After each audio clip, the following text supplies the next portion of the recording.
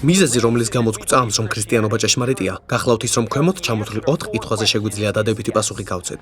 პირველი კითხვა: არსებობს თუ არა ჭეშმარიტება? ადამიანები გამუდმებით ამბობენ იმას, რომ არ არსებობს ჭეშმარიტება, რომ ყველას თავისი ჭეშმარიტება აქვს და საერთოდაც ჭეშმარიტება შედარებითია. ამ დროს ერთი კითხვა უნდა დავსვათ: მართალია, რომ ჭეშმარიტება არ არსებობს? იმიტომ რომ თუ მართალია ის, რომ ჭეშმარიტება არ არსებობს, არ შეიძლება მართალი იყოს მტკიცება იმის შესახებ, რომ ჭეშმარიტება არ არსებობს. არადა ამ მტკიცებას პრეტენზია აქვს იმაზე, რომ მართალია. სხვა სიტყვებით, ეს მტკიცება საკუთარ თავს აბათილებს. რა თქმა უნდა, ჭეშმარიტება არსებობს. ჭეშმარიტება რომ არ არსებობდეს, ათეისტი მართალი არ იქნებოდა იმის მტკიცებისას, რომ ღმერთი არ არსებობს. ამიტომ დიახ, ჭეშმარიტება არსებობს. მეორე კითხვა: არსებობს თუ არა ღმერთი? არის რამდენიმე არგუმენტი ღმერთის არსებობის დასამტკიცებლად, თუმცა აქ მხოლოდ ერთს ვახსენებ. დღეს ათეისტებიც კი აღიარებენ, რომ სივრცე, მატერია და დრო არაფრიდან წარმოიქმნა. დაფიქრდით, თუ სივრცე, მატერია და დრო არაფრიდან წარმოიქმნა, ის, რამაც შექმნა სივრცე, მატერია და დრო, არ უნდა იყოს სივრცის, მატერიისა და დროისგან შექმნილი. ვინ გახსენდებათ, როცა სივრცის, მატერიისა და დროის მიღმა მყოფ, ძალაუფლების მქონე, პიროვნულ და გონიერ მიზეზზე ფიქრობთ? ღმერთი. ახლა არ ვსაუბრობ ქრისტიანულ ღმერთზე, არამედ ზოგადად თეისტურ ღმერთზე, მასზე, ვინც სამყაროს მიღმაა და ვინც შექმნა სამყარო. მესამე კითხვა: შესაძლებელია თუ არა სასწაულები? ცხადია, ქრისტიანობა არ შეიძლება ჭეშმარიტება იყოს, თუ კი სასწაულები შეუძლებელია.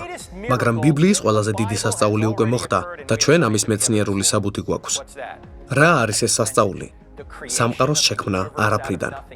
დაბადების პირველი თავის პირველი მუხლი თუ მართალია, ბიბლიის ყველა დანარჩენი მუხლით სრულიად შესაძლებელია, რადგან თუ კი არსებობს ის, ვისაც სამყაროს შექმნა შეუძლია არაფრიდან, სამყაროშიც ნებისმიერი რამის გაკეთება შეუძლია, რაც მოესურვება, თუ კი მას მთელი სამყაროს შექმნა არაფრიდან ძალუძს. რა თქმა უნდა, მას შეუძლია აღადგინოს იესო, წყალზე გაიაროს, ან ზღვა გაყოს.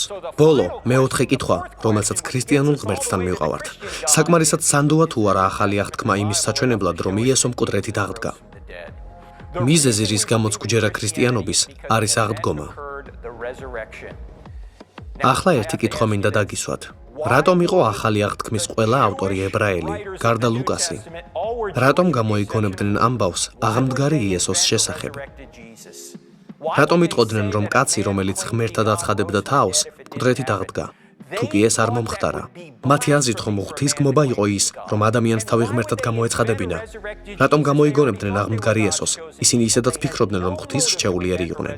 არანაირი მოტივი არ ჰქონდათ აღმდგარი იესოს გამოგონებისა და უდავოა, რომ ამ ამბავს ისინი იერუსალიმში ვერ გამოიგონებდნენ, სადაც იესოს ცარიელი სამარხი იყო. ახალი აღთქმის ავტორებს არ შეუქმნიათ აღდგომის შესახებ ამბავი. აღდგომამ შექმნა ახალი აღთქმის ავტორები. ახალი აღთქმა არ დაიწერებოდა აღდგომა რომ არ ყოფილიყო. ახალ აღთქმას რომ არ ეარსება კიდეც, ქრისტიანობა მაინც ჭეშმარიტი იქნებოდა.